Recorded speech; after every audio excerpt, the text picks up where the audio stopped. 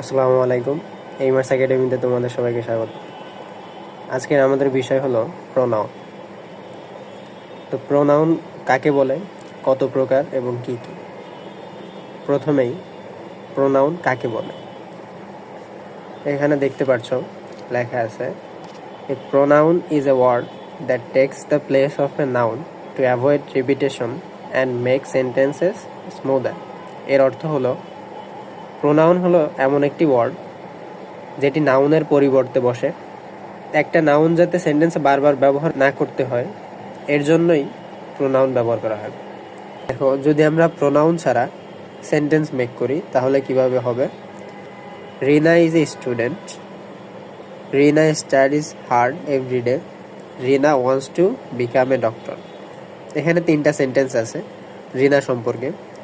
আর দেখো, প্রতিটা সেন্টেন্সে কিন্তু রিনা নাম ব্যবহার করা হয়েছে।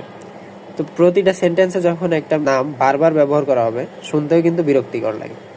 যেমন, রিনা একজন ছাত্রী, রিনা প্রতিদিন অনেক কঠোরভাবে পরিশ্রম করে লেখাপড়া করে, রিনা ভবিষ্যতে একজন ডাক্তার হতে চায়।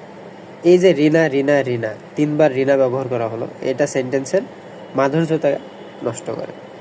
এখন যদি আমরা প্রোনাউন সহ ব্যবহার করি, রিনা ইজ এ স্টুডেন্ট, রিনা সম্পর্কে বলা হয়েছে she studies hard everyday, she wants to become a doctor.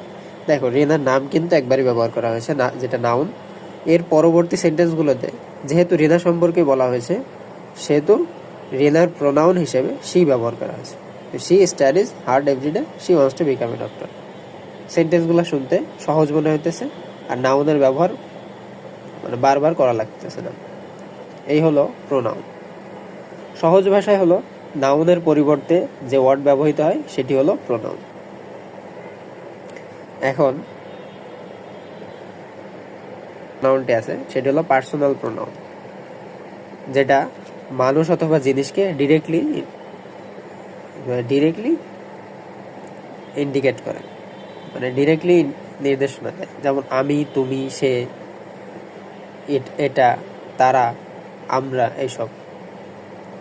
যেমন he is my brother, we are going to school. এই হি হলো personal pronoun, we personal pronoun. এরপর পসেসিভ প্রোনাউন্স।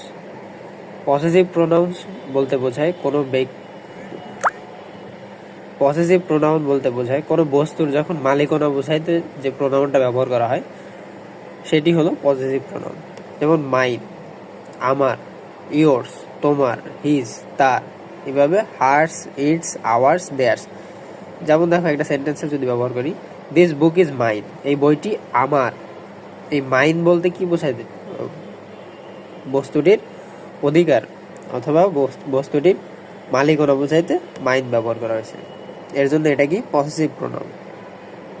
এরপর রিফ্লেক্সিভ প্রোনাউন, যেটি reflex করে, নিজে refer backs to the subject, বস্তুর নিজেকেই আবার বোঝানোর জন্য যে প্রোনাউন ব্যবহার করা হয় সেটি হলো রিফ্লেক্সিভ প্রোনাউন। যেমন মাই সেলফ, আমি নিজেই, ইয়োর সেলফ, তুমি নিজে, হিমসেলফ, সে নিজেই, এরকম। যেমন দেখো, শি মেড ইট হারসেলফ, সে এটা নিজেই তৈরি করেছিল।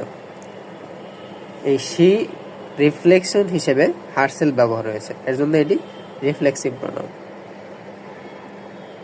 ডেমনস্ট্রেটিভ প্রোনাউন, যদি কোনো ব্যক্তি বা বস্তুকে নির্দেশ করার জন্য প্রোনাউন ব্যবহার করা হয়, সেটি হলো ডেমনস্ট্রেটিভ। যেমন দিস, দ্যাট, দিস, দোজ। দেখো, দিস ইজ মাই পেন, এই পেন, মাই পেন, এটা কার, কোনটা, এই পেন। যেমন দেখো, দিস ইজ মাই পেন, এই পেন, কোন পেন, দিস, এই পেন। এই পেনকে নির্দেশ করার জন্য দিস ব্যবহার করা হয়েছে, এর জন্য এটা ডেমনস্ট্রেটিভ প্রোনাউন্স। এরপর দোজ আর ইয়োর শুজ, ওইগুলা হলো তোমার জুতা,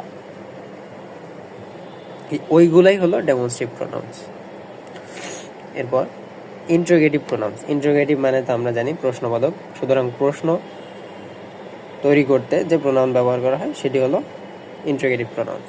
যেমন who, whom, whose, which, what, who is coming, কে আসছে। এই হু হলো ইন্টারোগেটিভ প্রোনাউন্স, কারণ এটা দিয়ে একটা প্রশ্ন তৈরি করা হয়েছে। তারপর হোয়াট ডু ইউ ওয়ান্ট, এই হট হলো ইন্টারোগেটিভ প্রোনাউন্স। এরপর রিলেটিভ প্রোনাউন্স। রিলেটিভ মানে হলো একটাকে অন্যটার সাথে যখন কানেক্ট করে বা সম্পর্কিত করে তখন সেটাকে রিলেটিভ বলে। আর রিলেটিভ প্রোনাউন্স হলো যে প্রোনাউনগুলো একটি সেন্টেন্স অথবা একটি ব্যক্তি বস্তুকে অন্য একটি ব্যক্তি বস্তুর সাথে সম্পর্কিত করলে সেটা হলো রিলেটিভ প্রোনাউন্স। যেমন who, whom, whose, which, that. দেখো এইগুলা কিন্তু ইন্টারোগেটিভ প্রোনাউনও ছিল, কিন্তু ইন্টারোগেটিভ প্রোনাউন হলো প্রশ্ন তৈরি করে, আর যখন প্রশ্ন তৈরি করবে না, সম্পর্ক তৈরি করবে, তখন হলো সেটা রিলেটিভ প্রোনাউন। যেমন the boy who won the race is my friend. দেখো the boy on the race is my friend, এই দুইটা ক্লজকে মানে কানেক্ট করার জন্য হু ব্যবহার করা হয়েছে। দ্য বয়, বালকটি, যে কিনা প্রতিযোগিতা জিতেছে সে হলো আমার বন্ধু। এই দুইটা ক্লজকে যুক্ত করার জন্য হু ব্যবহার করা হয়েছে, এর জন্য এটা রিলেটিভ প্রোনাউন। তারপর আছে this is the book that I like, এই হলো সেই বই আমি পছন্দ করি। এই যেটা আমি পছন্দ করি এর জন্য দ্যাট ব্যবহার করা হয়েছে।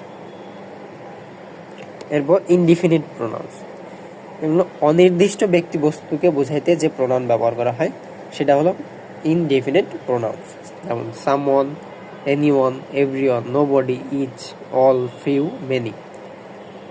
দেখো someone is at the door, অনির্দিষ্ট, কেউ একজন এসেছে, কে এসেছে সেটা নির্দিষ্ট নাই, এর জন্য এটা হলো ইনডিফিনিট প্রোনাউন।